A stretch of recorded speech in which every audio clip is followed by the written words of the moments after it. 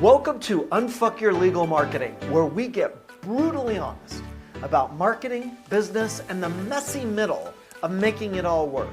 I'm Gary Johnson, marketing coach, strategist, and professional bullshit detector for attorneys and professional advisors who are tired of doing what everyone else does. And if you listen to this and think, oh my God, I need help with this, my next group coaching cohort opens May 14th. Check the show notes for the details. So around here, we skip the fluff. Real conversations, real insights, and yeah, probably a few F-bombs along the way. So let's get into this. So today, we are discussing the all-powerful LinkedIn, and my guest, Frank Rekas, is an expert at it. Not only that, but he's also known to many law firms as the wealth guardian, and mainly because Frank helps attorneys cut taxes, protect what they've built, and create financial freedom on their terms, not on the government's terms. What's just as interesting is how he's built serious authority on LinkedIn. His posts spark real conversations, real engagement, and no fluff. So today we're breaking down what he's doing, what most lawyers get wrong, and how LinkedIn can become a strategic asset, not just another platform to quote unquote post on. So Frank, welcome to Unfuck Your Legal Marketing. I'm so glad that you're here. Thanks for having me, Gary, and I have a lot to live up to based on that introduction. Shit, but yeah, thank you whatever. very much. You're way too humble. Stop it. This is not the show. No. Right. This is where we're going to shit all over people and have fun on that subject for LinkedIn. I'm kidding, by the way. Let's do it. You're way too nice for that. Okay, so my first question is, when did you decide LinkedIn was going to be a real strategy for you, not just a place to occasionally I post here and there? I was putzing around with it for a bit, and finally around, I would think it was about the fall of 2023 that I decided, okay, I think that this is a way for me to market. It's a way for me to reach people, and I don't have to pick up a phone and call anybody and interrupt their day. I can just post on LinkedIn and reach out and message and comment, and let's see where this goes. And that was initially my whole thought. Let's see where it goes. Yeah. So thinking back to those first days when you're doing it, was there anything in particular that it was like, God, I kept doing this wrong? Like I was just doing stuff wrong? Yeah. Initially, I was posting a lot of company generated material. Okay. I was at a broker dealer, or what we'll call an insurance-based financial planning firm, and they had created a lot of material. And okay, this looks good. Let me post that. This looks good. Let me post that. Well, there's 5,000 other people posting the same thing. And that is, my God, that's gold. So listen to what Frank just said. He was posting the shit that the firms were wanting him, encouraging him to. You're probably reposting it, right? It was created inside of a platform. Yeah. And we would just pick the ones that we wanted, and we had to post it exactly as is, with nothing changed. Oh God, which didn't make you stand out in any manner whatsoever, right? No, especially with all my other colleagues who were on LinkedIn posting the same thing. So how was I different from any of them in that respect, right? I couldn't be. No, not at all. So how'd you get away from that? I started creating my own content. I just started trying certain things out. I started writing my own posts. I just started having some ideas and let me try this. Let me see how this works. And I think the more I did it, at least I feel, the better I got at it. And, I had to go through some channels. We have compliance. Now I'm no longer at that firm. I still have compliance, even though I'm independent, but we had compliance to go through. And sometimes I would get my replies back pretty quickly. Other times I would get them back, 48 hours later. That was kind of frustrating. So what I started doing was batching some of my content. So here's 3 or 4 posts, review them, and then I would, have them and schedule them and post them when I felt like it. Yeah. Which was so I painful. want to dive into 2 different things that you just said. One was compliance. So in the financial world, you've got a lot of regulations in regards to compliance. Now, on the attorney side, they also have the code of ethics, right? And no solicitation, no guarantees. So there's different restraints. Obviously, there's a whole lot more restraints on you than there are in attorneys. Yeah. A whole lot. Yeah. Yeah.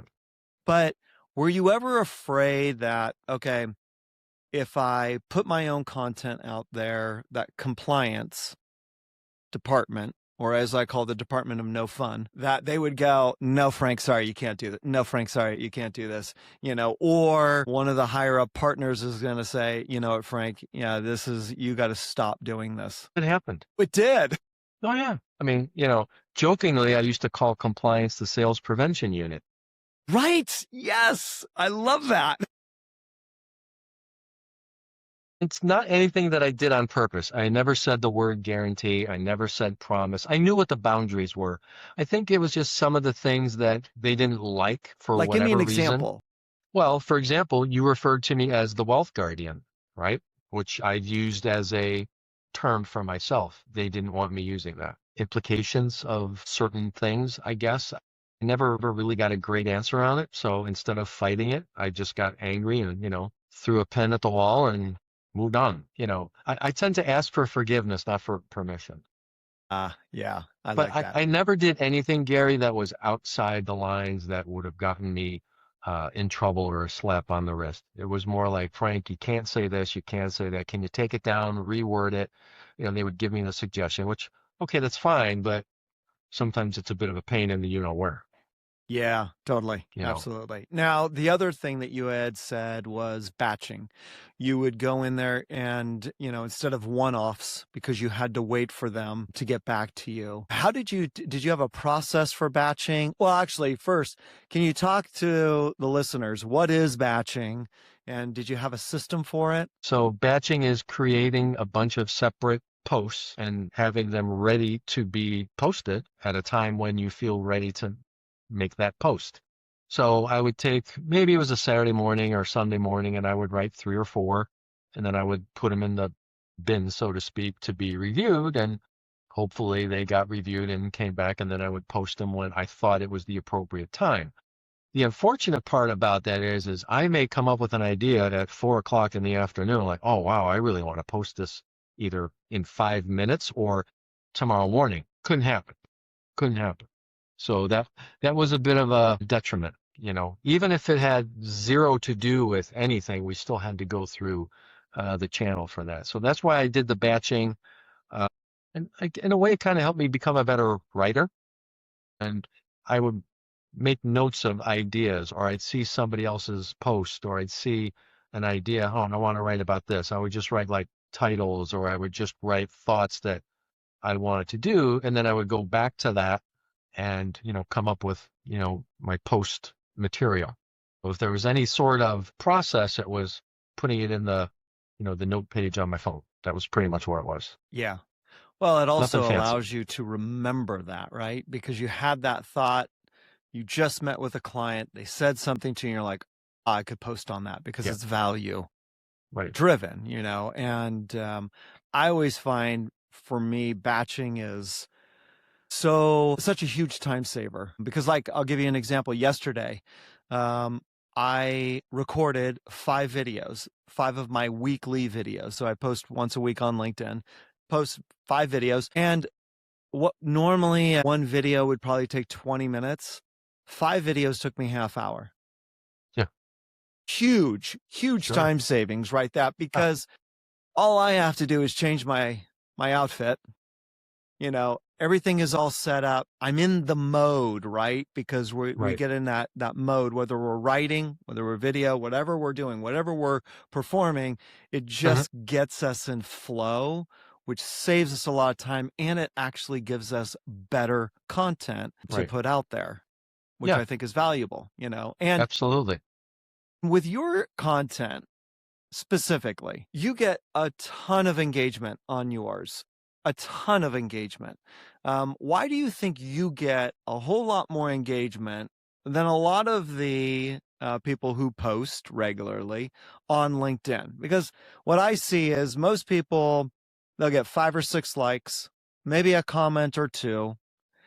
And then you look at Frank's, and Frank's got 30 on this one, 20 comments on this one, 50 comments on, and there's so much engagement. What's the difference between yours and them? I think it starts with your own process. You can post and ghost, as they say, and that will kill your engagement and your visibility.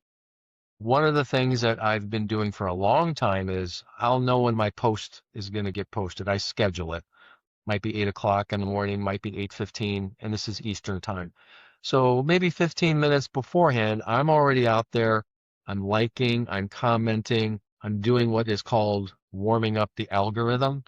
And trust me, I'm not an expert. I didn't come up with all these, ideas. I gathered them from a lot of the people that I follow. But that helps bring your post in front of more people. And then it's commenting on the comments that I'm getting as quickly as you can. If I start on LinkedIn at, I'm just going to say 7:45 a.m. in the morning, if I don't have a meeting scheduled, if I don't have anything that I absolutely have to do, I'm going to be on there till about 8:30, 8:45, maybe 9 o'clock, engaging with other people, along with engaging with the people that are commenting on my post. Now that may sound to people, well, wow, that's a lot of time. Yeah, but I've baked that into my calendar. So that's my process. Yeah. That's my marketing. Yeah. So what I think hear that from has you is a lot to do with it. What was that? I said, I think that process that I have has a lot to do with getting the engagement and the comments. Yeah, I totally agree. So if you're taking notes, and I hope you are, warm up the algorithm before you even post. So engage with other people in your network, post, but then stay with that post so that you're commenting on the comments, you're thanking them, you're asking them questions, if they're asking you a question, you answer that, but you sit with it and make it a part of your process by putting it on your calendar. So it's intentional as opposed to, you know what? It's 8:30. It's Tuesday. I don't feel like posting. I don't feel like, and that I think is a big issue and this isn't just attorneys, this is with all of us, that we let our feelings get in the way of our activities. And the fact that you got a process that goes, okay, I got this process. It's on my calendar. I just do it. Like I brushed my teeth. It's there. I just do it. What made you all of a sudden think, okay, I got to do this process, and put it on the calendar and have it there? Like, did you have a coach? Was it just intuition? Was it you're such a process-oriented guy? Like, what was that? I think a lot of it is a combination of all that. Yes, I have a business coach. Yes, it was intuition. It was also observing other people and watching what they're doing, whether they're in my industry, in another industry, in a related industry. You and I connected on LinkedIn because you work with attorneys and you work with law firm owners. So those are people that I naturally gravitate to. Why? Well, because we each work with those people. So why wouldn't I try to connect with those kinds of people? And as far as the calendar thing goes, I didn't get as specific, honestly, until recently. Really? I would block out the calendar, but I would just block it. And in my head, it was blocked for either doing LinkedIn or maybe having a coffee meeting with somebody. Mm-hmm. Yep. But now, or most recently, I've blocked it out specifically for LinkedIn time, which would involve posting and engagement. And then somewhere in there, I'll build in 30 minutes or 15 minutes, depending on what my day looks like. Although now if I've got it planned out ahead, I'll put in a specific block just for sending DMs. Really? Okay. Otherwise, I'm not going to do it, or it'll be sporadic. And I want to send at least 5 a day. I don't have to 5 do 10 DMs or 20. a day. Okay. If I can do 5 a day, I'm pretty happy. And what do your DMs typically say? I'm sure they're not like, hey, you want to go on a date? Like, what do they call that? Facebook. Slide into your DM? No, gosh, no. Because if they are, I'd be offended that you'd have never DM me. I'm like, I thought we were friends. F you. Yeah. Fuck, come on. Gary, it could be something as simple as, hey, thanks, Gary, for visiting my post today. Anything specific with you resonate? Thanks, Gary, for supporting my post. Really appreciate it. How's your week going? Thanks, Gary. Noticed you went to XYZ conference. What did you like most about it? Just trying to start a conversation as opposed to, hi, Gary, I think you should buy some life insurance. Hi, Oh my Gary, God, I yeah. specialize in, 401k plans. Do you have one? Yeah. I refuse to do anything that's even remotely close to that. I might Yeah. send you an idea, but it's after we've had a little bit of a conversation. Yeah.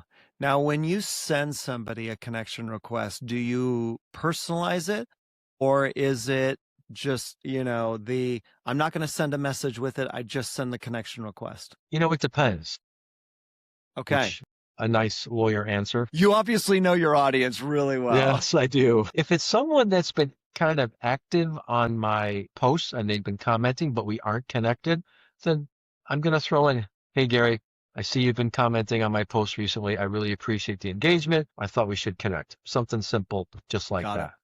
Okay. Other times, I'm just connecting. I'm just Yeah. connecting request. Have I Yeah. noticed what works and what doesn't? They both work. Got it. They both work. Yeah. One of the things that the LinkedIn gurus talk about a lot lately is they encourage people not to put a personalized message because the people who are doing the personalized messages are doing it with a bot. And then what they do is as soon as you hit accept, it's what you had just said earlier. There's a Yeah. pitch. Yeah. Hey, Frank, you need any life insurance? Because I've got a plan for you. Or, hey, do you have 5 minutes where I could learn all about your entire life? Yeah. And then be able to pitch something. You go, okay, yeah, no, because Yeah. it's so salesy. And so as a society on LinkedIn, we have almost been conditioned that, oh no, this is going to lead to this. So therefore I'm going to ignore it because I don't want Right. to get pitched. And Yep. I know it goes through me. However, though, I love what you had said, where it's like, hey, I saw you were at this convention. Hey, thank you so much for engaging. Hey, I saw you made a comment on so-and-so's. It's very personalized. It's not, hey, we both have a bunch of LinkedIn connections together, or hey, I see the great things that you're doing at your firm, and you're like, shut the fuck up. Like, come on. Like, I don't see straight through that.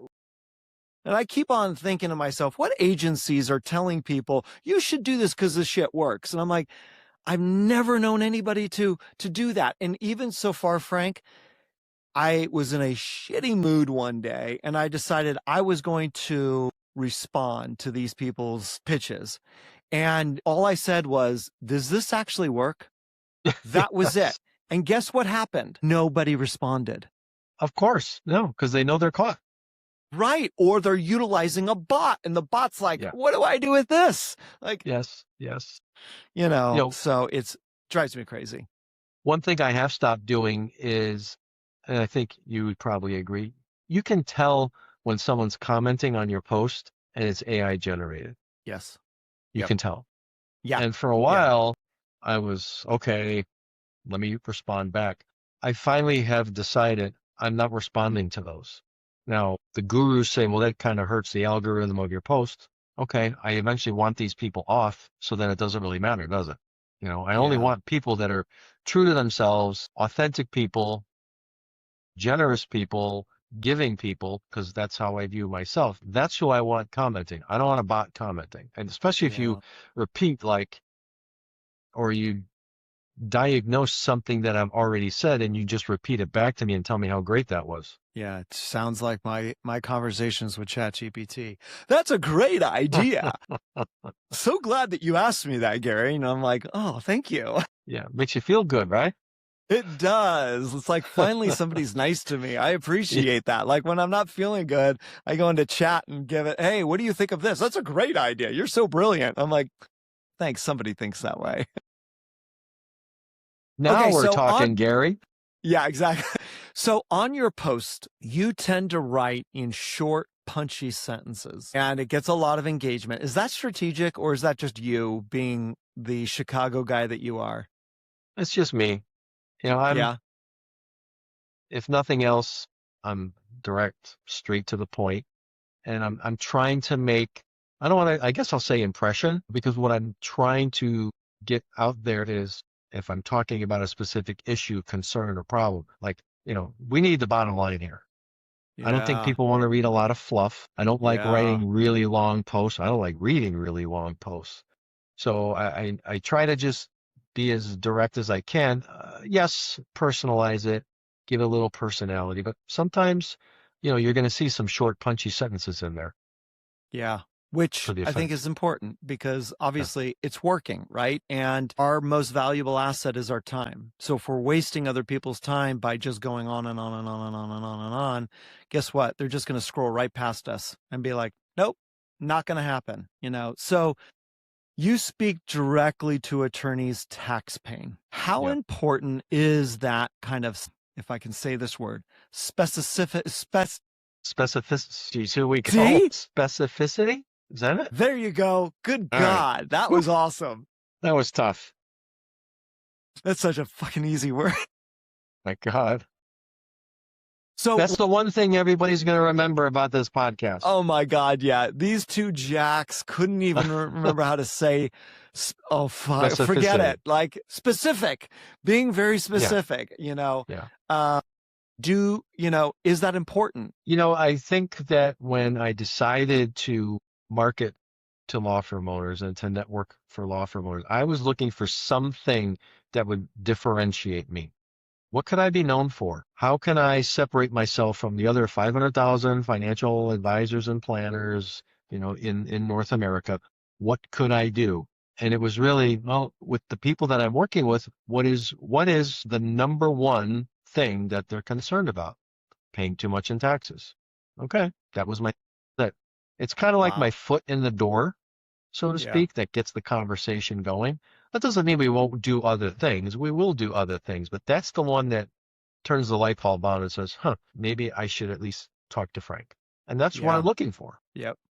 It makes you very memorable. It makes it so that they say, you get us, Frank. You understand us, because they need somebody like you that does understand the complexities of having a law firm and what they need to do in order to avoid paying excessive taxes to the government. And I love the fact that you have stayed in that lane. You do so much for them that it's amazing. It really is, Now, you also post very personal stuff.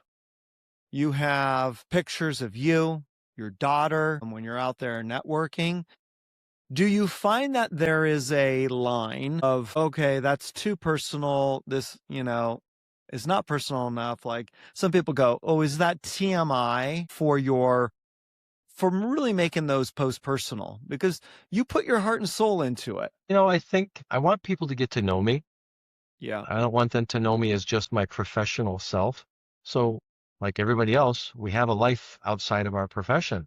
Mm. I'd like to show you, not all the time, sometimes what it is that I'm doing. So yeah, if it's my daughter, if it's out networking, if it's having lunch, coffee, breakfast with people, volunteering in my community or for my church when I do that, going to Chicago, visiting my brother, going to a game. I mean, that's part of my life. It's part of who I am. And as people get to know me, you're going to know about that. And I wasn't worried about it at first. I think sometimes where I do kind of be concerned is when I start talking about some of the experiences in my family with health and death and some of that. And sometimes I'll ask myself, am I doing this to send a message to people? Which I think I am.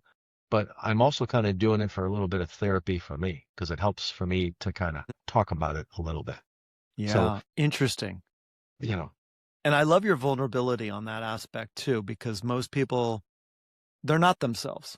They want to wear a mask out there and say, this is who I am, but that's really not them. They're phony. And I also, and this is just in my heart, I believe that people are that gravitate to you. And one of the reasons why you're so successful and why you're killing it on LinkedIn is because you are who you are. You're authentically you, and, unapologetic, but not offensive. I hate those people that are like, well, if they don't fucking like it, well, that's on fucking them. And I'm like, no, it's on you Yeah. because you're just an asshole. Like, stop Right. that. Like, well, Yeah. this is just who I am. No, it's not. Like, yes, okay, we all have our asshole tendencies, but do we have to put that out there in the world of LinkedIn or any sort of social media? If you are making a decision of, I'm going to be seen as an asshole. And maybe some people gravitate towards that. I personally hate it, but I always love you sharing your life, and I love your Thanks. answer to that, which is you want people to get to know you. And it's a Yeah. great way, instead of going to a coffee after a coffee after a coffee after a coffee, you're Yeah. able to broadcast this out there. But to have the stones to actually do that, I applaud you for that, because most people, including myself, I have held back on times and I'm like, nope, not going to do it. I'm not Yeah. going to be that personal, you know. Yeah. But now I need to look at it as therapy. I think it's fucking brilliant. Well, and I'm gonna say two things about that. Number one, I took the hint from someone that I follow. Her name is Stacy Havener. She's in my industry, but she's all about stories. Whether you're Mm, talking about your profession or your personal life, people want stories and they gravitate to people who can tell a story and share something about you. And the more I started following her and engaging with her content and messaging back and forth, I became much more comfortable with putting some of that personal stuff out there. And yeah. the other side of that is when I finally meet someone in real life, we feel like we know each other because they've Yeah. seen some of that personal. So there's no more of that awkward first 10 minutes of trying to think of something to ask. You just get right into it and you just start Yeah. talking like you've known each other for 10 years. Totally And I think true. that's helped. Yeah. Yeah. Yeah. I love that. You post very regularly. Do you ever get burnt out? Yeah, but I have this FOMO that, oh my gosh, I got to post every day. Oh no, I didn't post today. Oh shoot, it's 5 o'clock. Let me just throw something up there. Oh, I'm not trying to set a world record. I'm not trying to do that. I'm not trying to Right. go 1,412 days. I'm just posting every day because I'm in a rhythm. I'm in a Yeah. rhythm. I know there's going to come a time. I mean, I skip here and there, just because I do like to post. It's my thing. Yeah. I have a lot of colleagues who are like, "Oh, God, you must spend so much time on LinkedIn. Why do you do that?" Ask me where my last 5 clients came from. Better yet, ask me where my last 10 Yeah. clients came from. That's why I'm Yeah. out there. Yeah.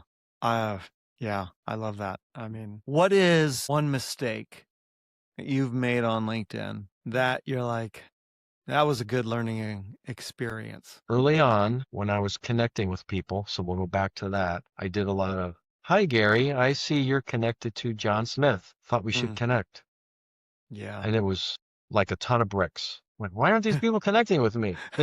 We all know the same people. So I stopped that line, that phrasing altogether. And it's just like, this isn't God. working. So Yeah. that was a bad mistake. Yeah. Yeah, yeah, like we were saying, it just reeks of salesy, here it's Yeah. coming. That's what I call a transaction as opposed to a relationship, which is totally against you too, knowing Yeah. you, because Yeah. you are Mr. Relationship. I mean, you know, for the listeners, when I first met Frank years ago, we had a Zoom call and we hit it off great. And I'm like, my God, you need to get into Provisors, which is this networking group that we're in. Cause I'm Yeah. like, you were the perfect person. And I'm like, okay, I don't know if there is one in your area or if there's anybody in financial services in that, because, most people that are in financial services, they love getting into the networking groups, rightfully Yeah. so. Yeah. But there's a waiting list, especially in Provisors. I know in Orange County, there's 82 financial advisors that are on the waiting list just to get My in, God. just to get Wow. in. And there's 36 groups in Orange County, and there's this huge, I'm like, oh my God, but you are different than the others because you're so relational and you exude this caringness for your clients. Like, I'm like, you're not from Chicago. You're way too nice. Like, there's just no Wait a way. Like, I'm like, Minnesota nice. That's more you. Like, you know, I would consider you more a Vikings fan or a Packers. I'm kidding. Oh, I'm no, totally no. kidding. Well, By the way, go ahead. I was just saying, you and I had that initial conversation and you told me about Provisors. I think it was like a month and a half later, I was in. Yeah, I mean, I know. we It's we so hung up. awesome. I looked it up. I reached out and I got in a group because I'm like, okay, Yeah. I can do this. This seems Yeah. like a good place to Because be. you get shit done. You're like, Yeah. done. Let's go. You know? Let's go. Yeah. So, Frank, this has been amazing. I cannot tell you. Like, listeners, like the amount of gold that Frank has bestowed upon you is enormous because he talks about, yeah, he's got his hands a little bit tied with compliance, yet he's able to still get a lot of posts out there that are authentically him. He batches to save himself time, also the mental capacity to be able to post on a regular basis. He actually puts it in his process. It's on his calendar. He uses the mantra of don't post and ghost, which I think is brilliant. You post, you stick around. And by the way, the LinkedIn gurus say 90 minutes. That you should be like right next to that post after you posted it. But even before he does that, he warms it up. He warms up the algorithm by engaging with other people's posts, by liking it, by commenting on their post. He sends 5 DMs a day, which is awesome. That sort of consistency and that sort of discipline is great. His posts are short. There are no fluff. He takes out the fluff to save the reader's time. He definitely differentiates himself. And if you do not follow him yet, follow him, connect with him, because you're going to see some gold out there. And he does it so that people get to know him, so that they will be like, yeah, I want to have you help me with my life insurance because that is a very intimate relationship. Anybody who doesn't have life insurance, that's an attorney, call Frank up right now because he will really get to know you and then understand what your goals are. But then we'll either say, I think I can help you, or I think I have somebody else who can help you because of X, Y, and Z. He's always looking out for people because he's authentically himself. And the last one is tell stories. People love story time. Is why movies are so successful, why TV is so successful, because it's stories and we have them. And Frank, thank you. Like, this is brilliant. I cannot tell you how much I appreciate you being on this for the listeners and for me too. You know, it's always great having a conversation with you. Thank you, Gary, for having me. And I can see why you do so well in marketing because that was a terrific little summation and promotion at the same time for me. So yeah, thank you very much. And one of these days we're gonna meet in person and we're gonna celebrate this friendship that we have. Seriously, next time I'm out in Florida, you know, or next time I'm out by you, for sure. Yeah, I know Florida is really nice in August. And Arizona is really nice in August too. So maybe we go up to Maine or something like that and meet up. Yeah. And if you want to get a hold of Frank, we're going to put all of his contact information in the show notes. So it's easy to get a hold of him. And again, if you're not following Frank Rekas right now, make sure you go on LinkedIn, connect with him. He is one of the best out there. Learn from him because he's doing it right. And he also can save you a shitload of money on taxes. Frank, thank you very much. And we will talk soon. Thanks, Gary. Really appreciate it. That's it for today's episode of Unfuck Your Legal Marketing. If you got a spark of inspiration, learned something new, or at least got a good laugh, make sure to follow, rate, and share this with someone who needs to hear it. Thanks for hanging out with me. And remember, the best marketing is the one that actually sounds like you. See you next time.